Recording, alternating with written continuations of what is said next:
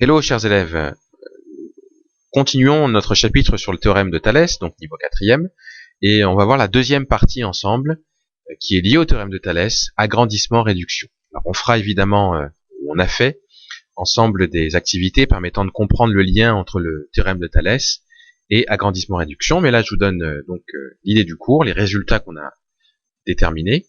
C'est que lorsqu'on agrandit ou que l'on réduit une figure, les dimensions de la figure obtenue sont proportionnelles à celles de la figure de départ. Ça veut dire que si on prend les figures, les longueurs de la figure du départ, qu'on les multiplie par un même nombre, eh bien on pourra trouver les longueurs de la figure d'arrivée qui sera donc ou agrandie ou réduite. Petite précision, les mesures des angles sont conservées. Entre une figure et son agrandissement ou sa réduction, ben c'est les mêmes angles, exactement la même chose.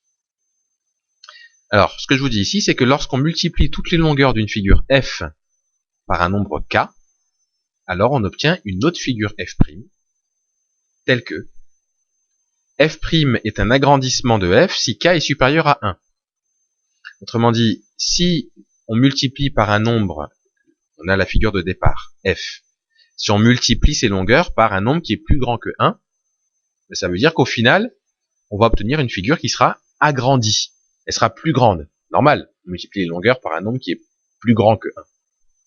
Par contre, si on multiplie les nombres, les longueurs de la première figure par un nombre qui est plus petit que 1, donc qui est compris entre 0 et 1, forcément, au final, on va avoir des longueurs plus petites. Donc, on va obtenir ce qu'on appelle une réduction. Et k, eh bien, on l'appelle, quand c'est un agrandissement, le facteur d'agrandissement. Quand c'est une réduction, on l'appelle facteur de réduction. Voilà un exemple que je vous donne ici.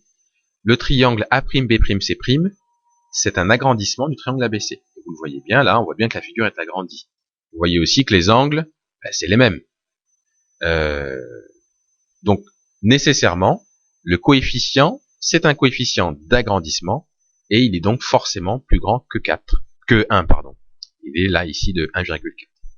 Autrement dit, pour obtenir la figure agrandie, qu'est-ce que j'ai fait? J'ai pris chacune des longueurs et je l'ai multipliée par 1,4, ce qui m'a permis de trouver les longueurs correspondantes et de faire donc l'agrandissement.